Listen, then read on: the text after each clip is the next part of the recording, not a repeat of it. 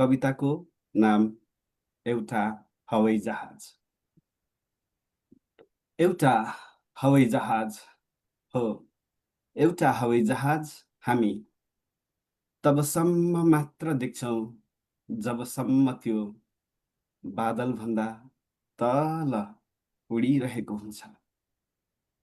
तर त्यसको आवाज भने दूर दूरसम्म गुन्जिरहे झै सुनिन्छ। यद्यपि त्यो आवाज केवल त्यसै जहाजको हो भन्न हामी कहाँ सक्छौँ र? यद्यपि त्यो आवाज केवल त्यसै जहाजको हो भन्न हामी कहाँ सक्छौँ र? किनकि त्यस्तो आवाज अरूको पनि हुन सक्दछ। नियतिले नियतिले त्यो एउटा जहाज अचानक दुर्घटनाग्रस्त हुन्छ। नियतिले त्यो एउटा जहाज अचानक दुर्घटनाग्रस्त हुन्छ। भीड स्तब्ध, शब्दविहीन, भावविह्वल, शून्यता भरिएको आकाश, तर ध्वनि अझै गुन्जिरहे झै सुनिन्छ।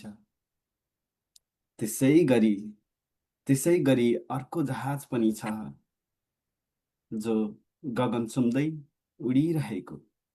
त्यसै गरी अर्को जहाज पनि छ गगन छुम्दै उडिरहेको। तर यदि त्यो पनि दुर्घटनामा परेको भए, यदि त्यो पनि दुर्घटनामा परेको भए, के अर्को जहाजले खुसी मनाउँथ्यो होला? सायद मनाउँथ्यो पनि।